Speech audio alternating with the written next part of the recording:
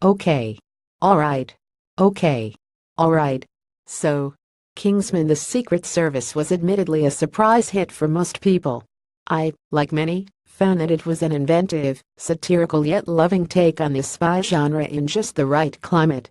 Much like Kick-Ass before, Matthew Vaughn took an imaginative, but ultimately flaccid, concept of Mark Miller's and breathed new life into it with the advantages of the medium. Makes me wonder what Vaughn would have done with Wanted if it were in his hands. The point is, Kingsman The Secret Service was not only a great time, but the best kind. The kind that blindsides you. Now comes Kingsman The Golden Circle, the follow-up which pairs Eggsy Taron Egerton, Eddie the Eagle and Merlin Markstrong, the brothers Grimsby, the few surviving agents after a coordinated attack on the organization teaming up with their American counterparts statesmen.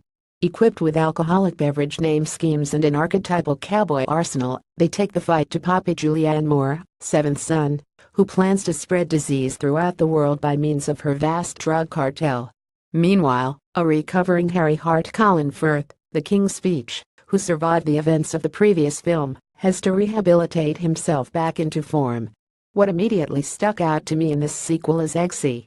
His arc is more or less complete, and so there's little for him in terms of development here, and what little there is, feels arbitrary or contrived, particularly the ending.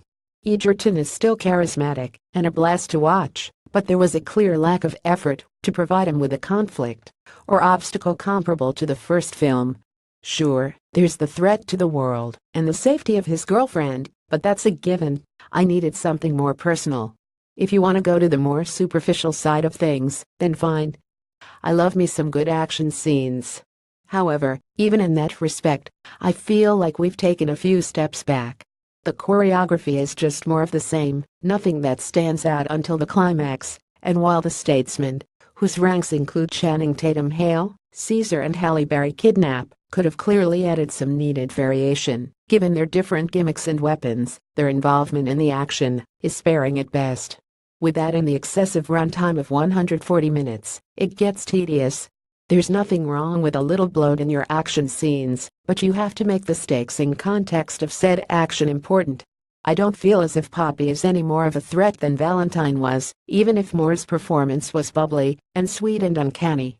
I'm sympathetic to factors, believe me. I don't believe that a sequel should be shamed simply because it couldn't capture the same unexpectedness or freshness as its predecessor. I don't think Guardians of the Galaxy Vol.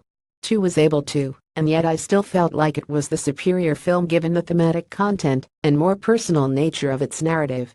My point is a sequel should never feel like a greatest hits of the film before, and boy is Kingsman The Golden Circle filled with callbacks that fall flat on their face.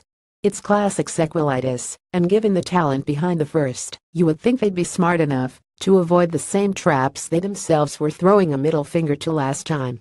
That's not to say that Kingsman The Golden Circle is bad film through and through.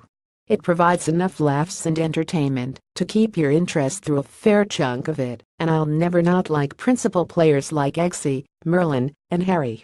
But with the foundation provided last time we saw them, and the potential paths they laid out, they deserve better. It's not Men in Black 2, but it's not far off either. I'm not angry, I'm just disappointed. It's fine, but I expect more. If there's a third film on the way, I'm more dreading it than anything, especially given the way this one leads into a potential follow-up. Critical Movie Critic Rating.